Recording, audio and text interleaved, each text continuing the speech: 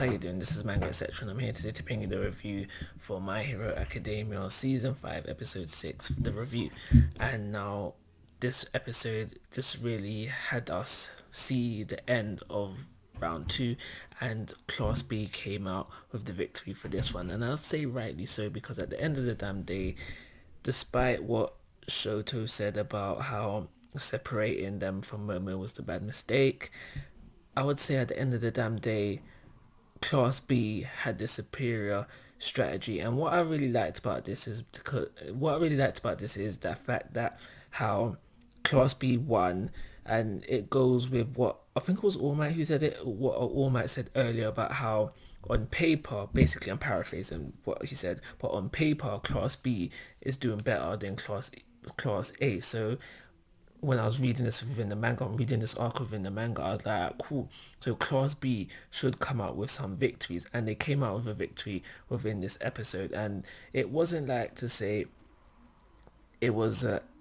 landslide to Class B. It was very close. I'd say there was one key factor that that clinches their victory for them, and another thing that makes it even better for me for this battle, their victory, Class B's victory within this battle, is because it's with characters that they're not fan favorites. They're not fan favorites. They won't be the top of Class A. So when you look at it at that perspective, you're like, all right, cool. There was no important characters within Class A within this battle. Give Class B the victory. Just give them the victory, kind of thing. So that's basically how I feel anyway. And like I said before, it was a close battle. I honestly think, like, who says it? I can't remember who says it, but someone says if I forget his real name, Tokoyami.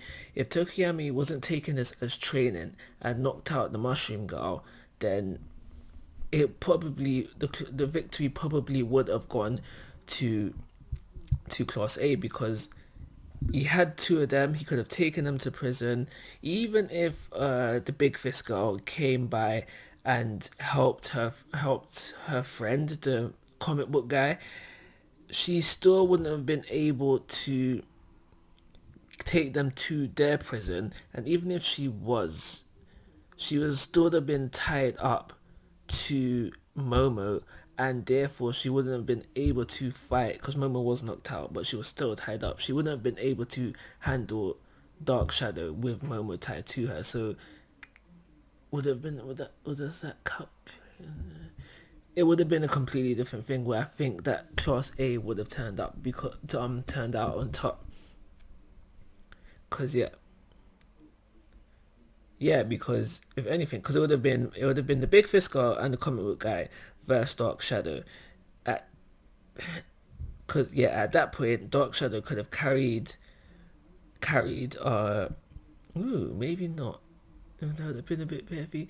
It was a close battle. It was a close battle, where on all honesty, I think that the turning point for the battle is Tokoyami not knocking out the Mushroom Girl. I'm trying to think, could Tokoyami carry the Big Fist Girl with Momo still attached? Because if he could fly out with them two, both with the comic book guy not able to do nothing to help in that scenario. That's what I reckon we could go with this, and then cinch the victory. But then again, maybe if Tokoyami ignored the Big Fist Girl and focused on the comic book guy, and then the deciding factor in this fight was the fact that Tokoyami didn't knock out the Shroom Girl. If he had knocked out the Shroom Girl, he would have cinched victory for his crew. And so that's everything I got to say about this episode, really. There was no amazing animated bits of the episode for me, which was a shame. They could have gone that route. But that's everything I got to say about this episode. I'm going to give it a 3-star rating.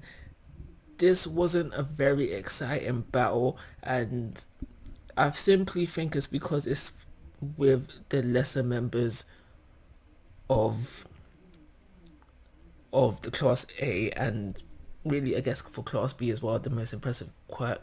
I mean, that black guy's quirk is quite impressive, but for combat, nah, not at all. Only the big Fiskar, really. And we did have that moment where we had Invisible Girl fighting with the comic book guy, and now he was getting well done, I'm not gonna lie. And Invisible Girl seems to be a bit combat savvy, that she can fight, but at the end of the day, I feel like they could have done so much more of her character, and her hero costume just really mind boggles me, because you're invisible, but yet you want to show hands and feet.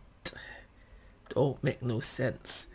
But yeah, regardless of that, no more to say about this episode.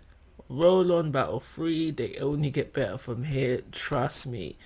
3-star rating, and of course guys, I'm asking for your thoughts and opinions. If you haven't already, please subscribe to my YouTube channel, but most importantly, take care, have a nice day.